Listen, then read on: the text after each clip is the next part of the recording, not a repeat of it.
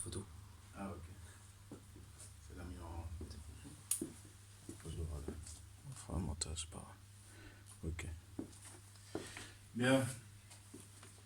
Ce qui compte, c'est le cœur, le message, la technique. Nous aurons même les plus grands professionnels ont des difficultés parfois avec. Mais là, nous allons aller à l'essentiel et à ce qu'on préfère et à ce qui nous délecte. C'est-à-dire la parole de Dieu dans l'évangile de Jean. L'évangile de Jean, au chapitre 6.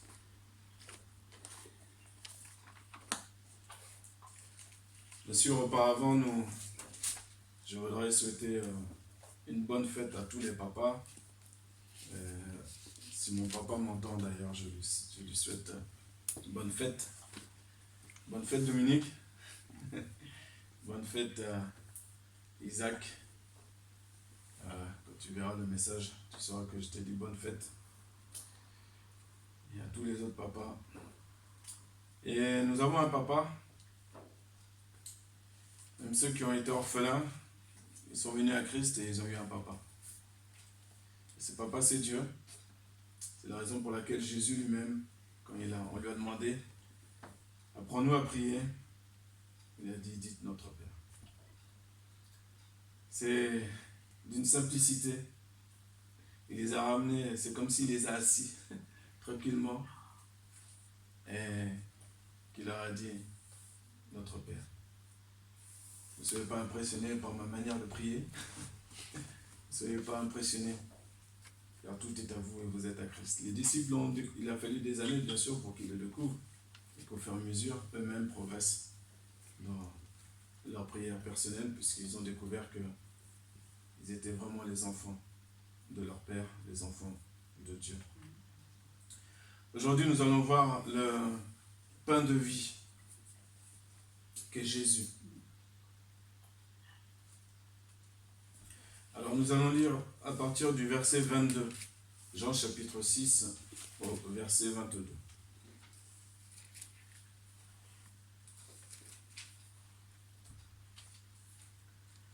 La foule qui était restée de l'autre côté de la mer avait remarqué qu'il ne se trouvait là qu'une seule barque, et que Jésus n'était pas monté dans cette barque avec ses disciples, mais qu'il était parti seul. Le lendemain, comme d'autres barques étaient arrivées de Tibériade, près du lieu où ils avaient mangé le pain, après que le Seigneur eut rendu grâce, les gens de la foule, ayant vu que ni Jésus ni ses disciples n'étaient là, montèrent eux-mêmes dans ces barques et allèrent à Capernaum à la recherche de Jésus. Et l'ayant trouvé au-delà de la mer, ils lui dirent, « Rabbi, quand es-tu venu ici ?» Jésus leur répondit, « en vérité, je vous le dis, vous me cherchez, non parce que vous avez vu des miracles, mais parce que vous avez mangé des pains et que vous avez été rassasiés. Travaillez, non pour la nourriture qui périt, mais pour celle qui subsiste pour la vie éternelle. Et que le Fils de l'homme vous donnera. Car c'est lui que le Père, que Dieu a marqué de son sceau. » Ils lui dirent, « Que devons-nous faire pour faire les œuvres de Dieu ?» Jésus leur répondit, « L'œuvre de Dieu, c'est que vous croyez en celui qui l'a envoyé. » « Quel miracle fais-tu donc ?» lui dirent-ils. « Afin que nous le voyions et que nous croyions en toi. Que fais-tu » ? « Nos pères ont mangé la manne dans le désert, selon qu'il est écrit, il leur donna le pain du ciel à manger. » Jésus leur dit, « En vérité, je vous le dis, Moïse ne vous a pas donné le pain du ciel, mais mon Père vous donne le vrai pain du ciel. Car le pain de Dieu, c'est celui qui descend du ciel et qui donne la vie au monde. » Ils lui dirent, « Seigneur, donne-nous toujours de ce pain. » Jésus leur dit, « Je suis le pain de vie. Celui qui vient à moi n'aura jamais faim, et celui qui croit en moi n'aura jamais soif. Mais je vous l'ai dit, vous m'avez vu et vous ne croyez point. Tous ceux que le Père me donne viendront à moi, et je ne mettrai pas dehors celui qui vient à moi. car je suis descendu du ciel pour faire non ma volonté, mais la volonté de celui qui m'a envoyé. Or, la volonté de celui qui m'a envoyé, c'est que je ne perde rien de tout ce qu'il m'a donné, mais que je le ressuscite au dernier jour. Les Juifs murmuraient à son sujet, parce qu'il avait dit, « Je suis le pain qui est descendu du ciel. » Et il disait, « N'est-ce pas là Jésus, le fils de Joseph, celui dont nous connaissons le père et la mère? Comment donc dit-il, je suis descendu du ciel? » Jésus leur répondit, « Ne murmurez pas entre vous. Nul ne peut venir à moi si le Père qui m'a envoyé ne l'attire, et je le ressusciterai au dernier jour. Et il est écrit dans les prophètes, ils seront tous enseignés de Dieu. Ainsi, quiconque a entendu le Père et a reçu son enseignement vient à moi. » C'est que nul n'a vu le Père, sinon celui qui vient de Dieu. Celui-là a vu le Père. En vérité, je vous le dis, celui qui croit en moi a la vie éternelle. Je suis le pain de vie. Vos pères ont mangé la manne dans le désert et ils sont morts. C'est ici le pain qui descend du ciel, afin que celui qui en mange ne meure point. Je suis le pain vivant qui est descendu du ciel. Si quelqu'un mange de ce pain, il vivra éternellement. Et le pain que je donnerai, c'est ma chair que je donnerai pour la vie du monde.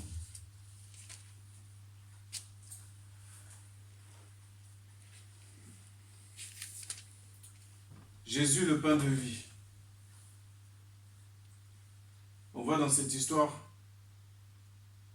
beaucoup de choses qu'on pourrait relever. Mais il y a une seule chose aujourd'hui que nous devons relever et nous rappeler que oui, il y a beaucoup de pain. Je ne sais pas si vous êtes déjà rentré dans une boulangerie. Et aujourd'hui, il y a des variétés, pas infinies, mais presque, de pain. Et dans le monde qu'on vit, il y a toutes sortes de nourriture également.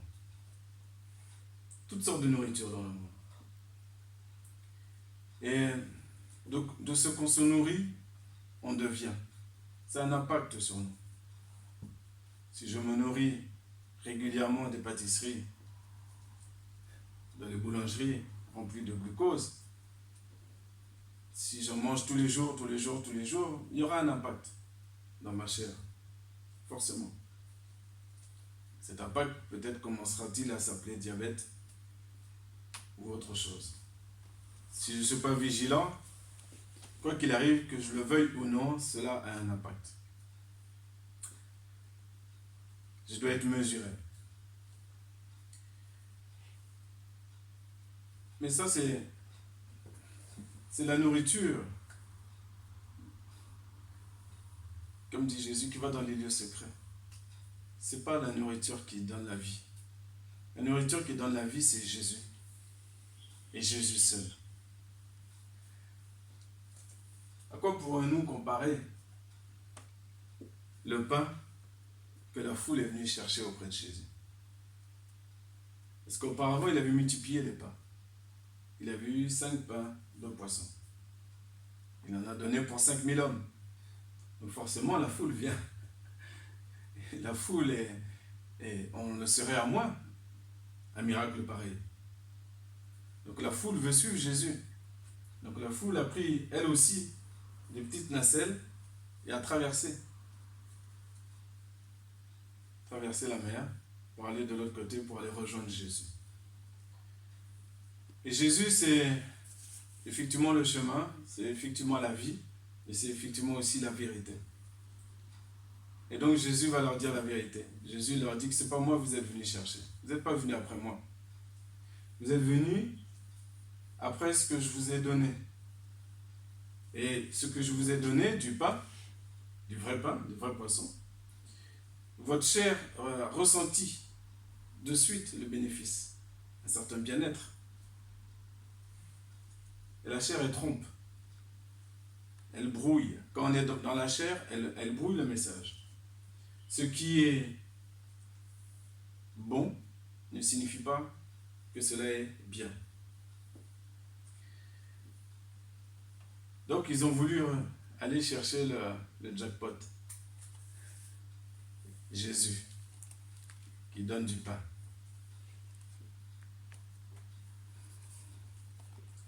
Et malgré que Jésus nous dit qu'on vient à lui, malgré qu'on le voit dans notre vie et qu'il fasse des choses extraordinaires dans notre vie, en fait, il se pourrait qu'on n'ait pas encore compris. Les disciples vont comprendre plus tard. Mais nous ne devons pas être ceux de la foule en tout cas. Nous devons comprendre que oui, Jésus est prêt à nous donner beaucoup de choses. Il peut tout nous donner si on veut. Mais le bon n'est pas le bien. Même une maladie peut être un bien. Mais on ne le comprend pas de suite. Tout dépend de ton attitude que tu as tout au long de la maladie. Si tu regardes les choses avec une vue d'ensemble, tu comprends mieux. Si on regarde juste un point, le point noir de ta vie, la maladie, le chômage, les finances, toutes sortes de choses qui semblent négatives, tu ne vas pas comprendre que toutes ces choses, en réalité, elles concourent au bien de ceux qui aiment Dieu. Elles font partie d'un ensemble. Il y a des choses que l'on doit vivre. Ça, on le sait bien. Donc, du coup, notre attitude, il n'est pas normal et il n'est pas possible que notre attitude pour venir à Jésus soit uniquement lorsqu'on a besoin de quelque chose de concret, qu'on a un manque. Non, ça c'est fini. Ça c'était avant, quand on était enfant, et c'est normal. Pour ceux qui sont enfants, c'est normal. Nos enfants, des fois, ils couraient vers nous parce qu'ils nous voyaient avec un Pokémon Go à la main ou avec... voilà, ça c'est... Il n'y a pas de problème. Nous passons tous ces étapes. Et à un moment donné, on est à Dieu, on est attaché au corps de Christ, pour Christ. On ne regarde pas aux hommes. Les Juifs de l'époque, eux, regardaient à Moïse. Ils n'avaient pas compris, ils étaient toujours voilés, ils n'avaient pas compris qu'ils regardaient à l'homme. Mais Moïse n'a rien à voir là, dans leur histoire. Jésus leur répondra très bien. C'est pas Moïse qui vous a envoyé la manne du ciel. Moïse, c'est qu'un canal. Qu'a-t-il fait? Dieu lui dit, prends le bâton, lève, fais ceci, fais cela, il le fait, c'est tout. Mais c'est Dieu qui agit. C'est Dieu qui agit, c'est bien. Donc c'est à Dieu qu'on doit aller. Nos yeux sont sur Dieu, nos yeux sont sur Jésus, qui nous donne la vie.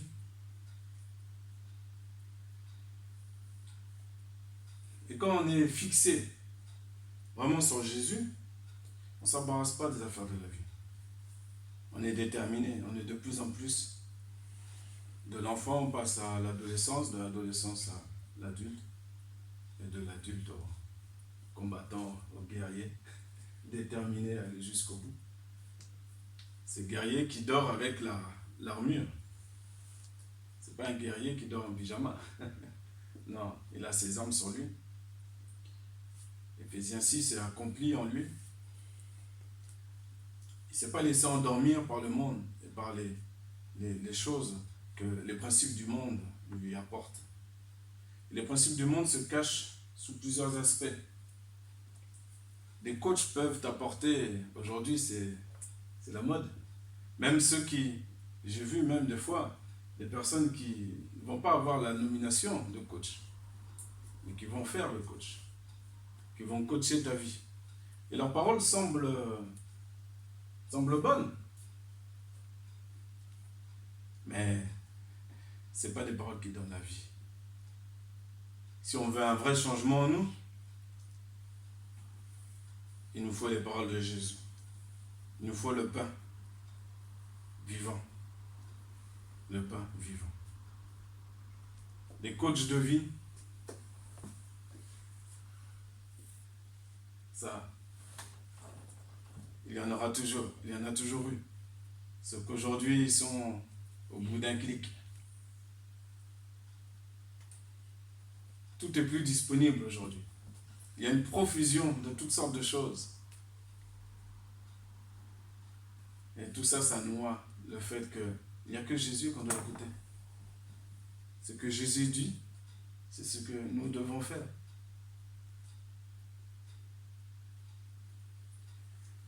C'est Jésus, le pain de vie. L'esprit de la prophétie. L'esprit qui vivifie. La chair ne profite de rien du tout. De rien du tout. Et les coachs de vie qui donnent les conseils, eux-mêmes, tu pourrais même les conseiller.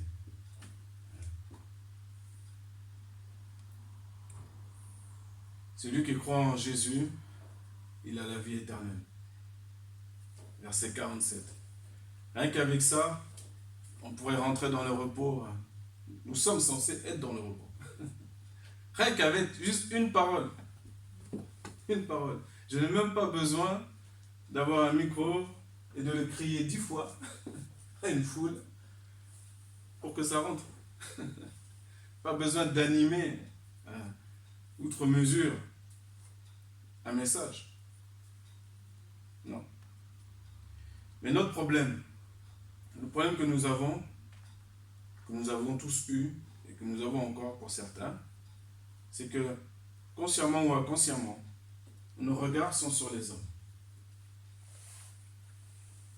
Si mon frère progresse, eh ben, c'est bon, moi je vais voir comment c'est aussi à progresser.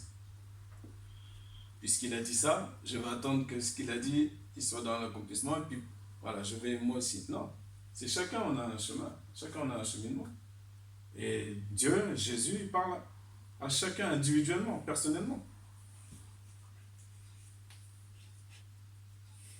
Et en faisant cela, eh ben, on s'encourage collectivement. Là, après, le mouvement collectif, il vient.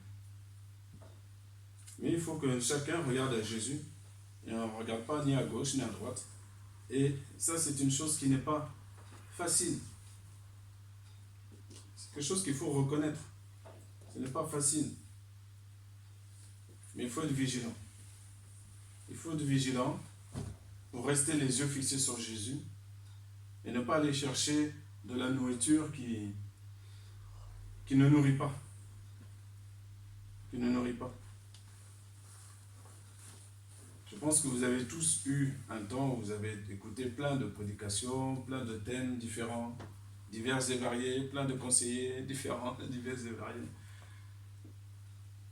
Et à un moment donné, vous reprenez les évangiles et puis vous allez remettre vos yeux sur ce que Jésus dit. Wow. Ça fait du bien. C'est d'une pureté. Ça fait il y a comme un choc par rapport à toute la profusion de choses diverses et variées qu'il y a dans le monde comme bon conseiller. Jésus, une parole. Une seule parole de Jésus. Et nous avons la vie éternelle. Et nous ne sommes pas censés être de ceux qui sommes toujours et sans cesse. Il faut être vigilant à ne jamais être dans la crainte. On ne peut pas être dans une crainte perpétuelle quand on est à Christ. Quand on est à Christ, il y aura toujours du pain et des poissons. Il y aura toujours à manger. Il y aura toujours, il n'est jamais en retard. Il subvient toujours au millimètre près. Il n'est jamais en retard. Par contre, il nous teste sans cesse. Mais c'est pour notre bien, parce qu'il est en train de nous former. Il est en train de faire en sorte que ce qu'on lit, ce qu'on chante, ce qu'on croit, eh bien, on puisse au fur et à mesure le vivre. Et ce qui est intéressant avec le Seigneur, c'est là que je veux vous encourager aussi, c'est que le Seigneur ne nous compare pas l'un par rapport à l'autre. Ayons cette chance, cette grâce, vraiment prenons-la à plein, cette grâce d'avoir un Dieu, de servir un Dieu qui ne va pas faire de comparaison entre ses enfants. Ça, on va laisser ça aux religions, aux religieux.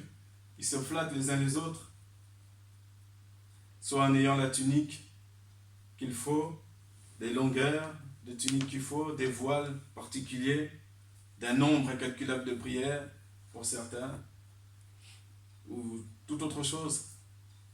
Et Dieu, c'est pas comme ça. Dieu est très différent. Dieu est très différent. Et on comprend que même pour les Juifs de l'époque, quand Jésus est venu, mais la lumière était trop forte. Quand tu es habitué à faire des statuts, des ordonnances, tu es habitué à faire une œuvre pour plaire à Dieu. Et Jésus a dit, l'œuvre que vous avez à faire, c'est de croire en moi. Croyez en moi, ça c'est l'œuvre. Vous voulez faire des œuvres, il n'y a pas de problème, croyez en moi.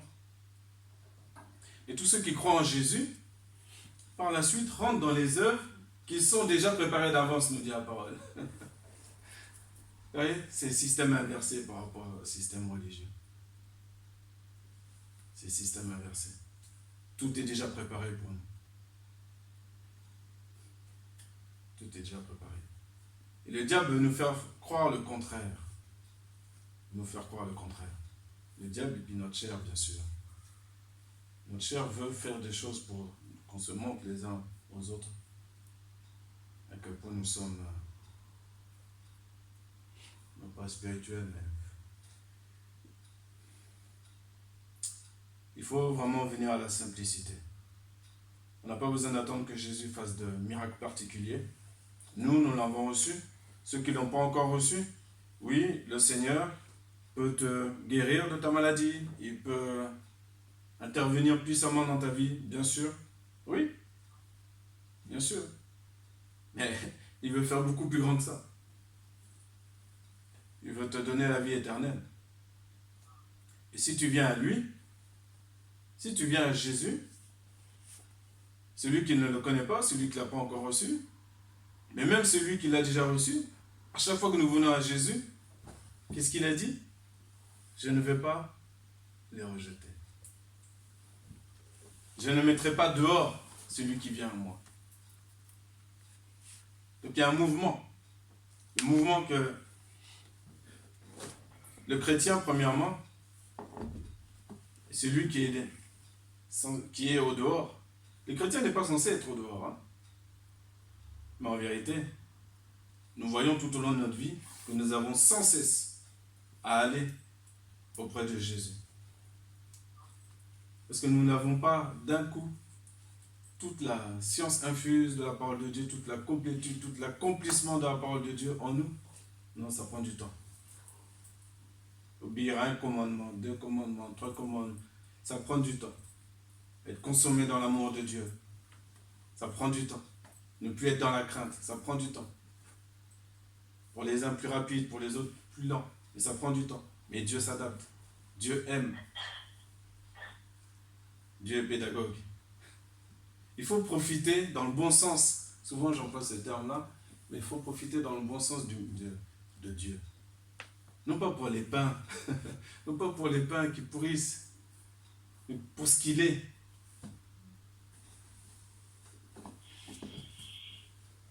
Un Dieu d'amour, un Dieu qui ne juge pas. Un Dieu qui, même quand nous on juge, parce que ça nous est arrivé à tous, ben, il va faire en sorte qu'on ne le fasse plus. Il ne va pas nous condamner tout de suite, nous donner un coup de bâton. Non. Par contre, il va nous parler. En nous parlant, il va dire maintenant, va, ne pêche plus.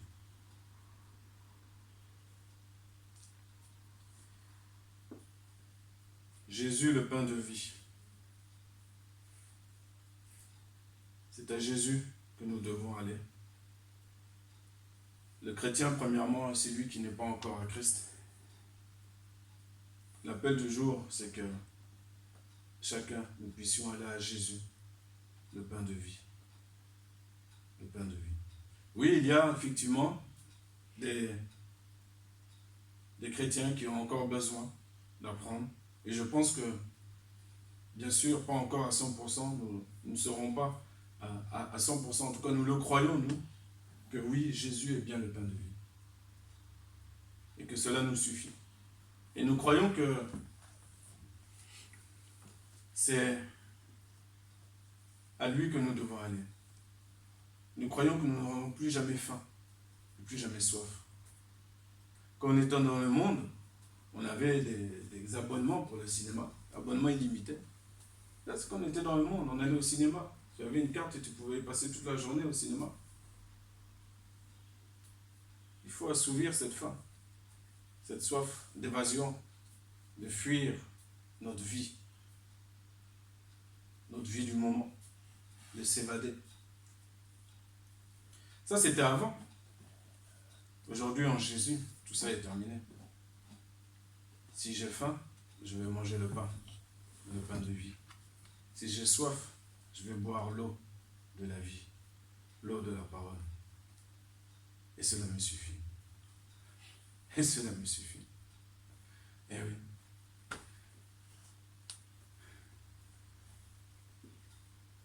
Il faut vraiment expérimenter ce contentement qui est très important. Quand on a ce premier contentement-là, ensuite, lorsqu'on fait d'autres activités, on les apprécie mieux. Même une simple balade en forêt, tu vas l'apprécier différemment. Tu vas l'apprécier différemment. Parce que même une balade en forêt, si tu étais encore sur l'ancien mode, tu pourrais même pas être satisfait. Tu courrais partout dans la forêt. Tu essaierais de voir tout ce qu'il y a là. Tu ne prendrais même pas un plaisir, tu ne serais même pas en béatitude. Non. Et quand on a Jésus, quand on mange Jésus, on devient Jésus. Quand tu manges Jésus, c'est ce que Jésus te dit. Tu me manges, tu as la vie en toi-même. Tu bois mon sang, tu as la vie en toi-même. Et tu deviens moi-même. Alors on peut t'appeler chrétien, comme au jour d'Antioche. Est-ce que les disciples étaient reconnaissables? Ils avaient le même langage, la même attitude. C'était de petits Christ. Et c'est le défi aujourd'hui dans le monde entier, de revenir à cette simplicité, à cette identité première de Christ. De faire le ménage sur toutes les nourritures qui ne sont pas de Dieu qu'on a pu manger, toutes les personnes que l'on suit sur les réseaux sociaux qu'on n'a pas besoin de suivre. Et je ne dis pas qu'il faut suivre personne, c'est pas ça que j'ai dit, attention. Mais le pain de vie. Le pain de vie. Il faut qu'on trouve le pain de vie dans les gens. S'il n'y a pas le pain de vie, c'est compliqué.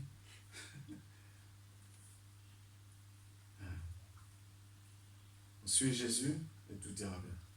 Même dans la mort. Car la mort du juste, je le répète comme j'ai dit dimanche dernier, il me semble, la mort du juste est très différente de la mort du méchant. Le Seigneur nous ressuscitera avec lui.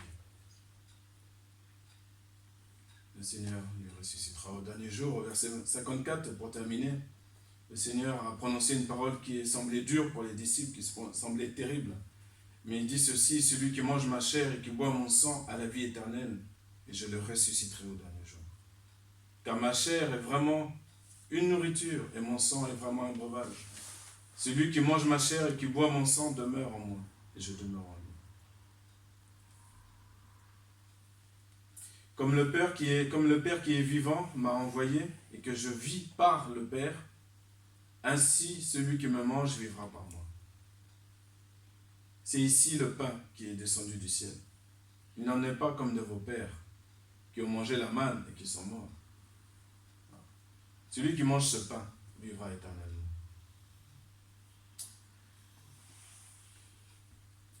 Aujourd'hui, c'est la fête des pères. Mais il n'y a qu'un seul Père qui nous a donné Jésus. Il nous a donné ce pain. Ce pain. Si on mange ce pain, si on mange cette parole,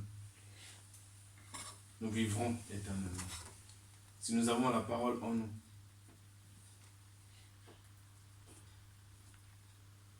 Et je le répète pour terminer, ce que tu manges, tu deviendras ce que tu manges, dans le naturel comme dans le spirituel. Donc choisis bien ton alimentation.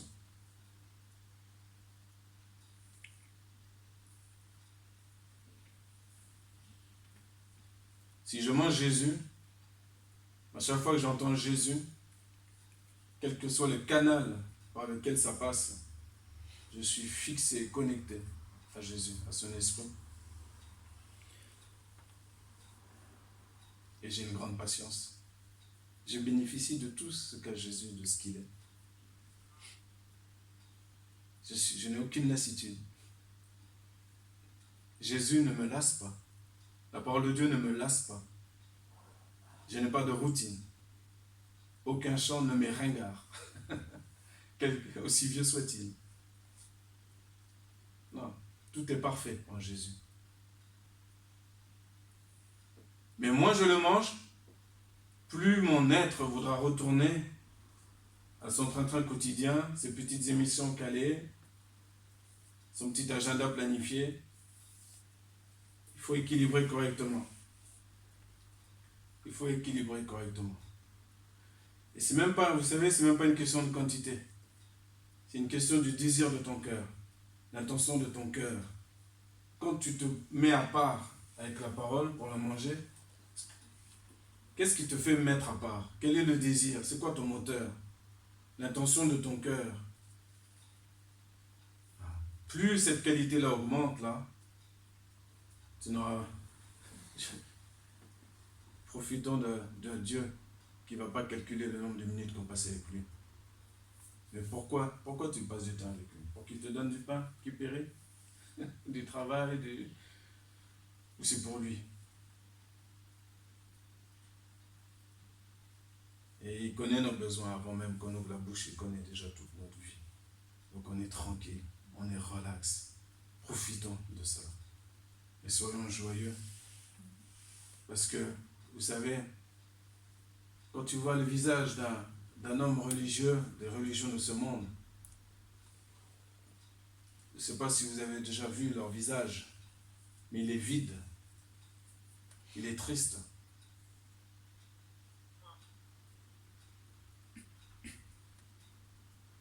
Et ça nous fait mal au cœur parfois de voir ça. Donc profitons comme il le faut, avec qualité, du pain de vie qui nous a été donné, à savoir Jésus-Christ. Amen.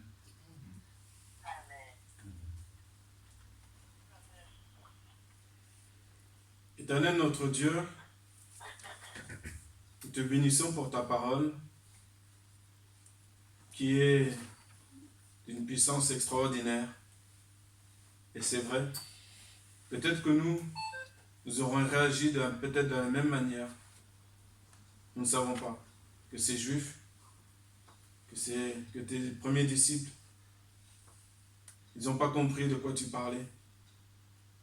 Oui, celui qui mange ma chair, qui boit mon sang. Oui Seigneur, on ne comprend pas lorsque nos yeux ne sont pas fixés sur toi, mais fixés sur ce que tu peux nous donner. Seigneur, nous voulons être de ceux qui ont nos yeux, notre cœur, notre esprit sur toi, pour toi. Et nous voulons vivre dans ta grâce, dans cette grâce qui nous fait toujours aller de mieux en mieux. Nous voulons travailler de mieux en mieux dans le Seigneur. Nous voulons devenir ce que ta parole nous dit. Et Seigneur, en mangeant ce pain de vie, avec amour, nous deviendrons nous aussi, tel qu'il est, tel nous sommes aussi dans le monde. Père éternel, nous te demandons pardon pour toutes les fois où nous avons été vers toi pour ce que tu nous donnes, que ce soit consciemment ou inconsciemment. Seigneur, si nous sommes venus vers toi ce matin, c'est pour toi. C'est pas pour ce que tu nous as donné, notre foyer, notre travail. Nous te remercions pour notre foyer, nous te remercions pour tout ce que nous avons. Et Seigneur, nous sommes venus ce matin pour toi. Tu es le seul, il n'y en a pas d'autre. Tu es le seul qui est mort pour le monde entier. Tout le monde ne le sait pas.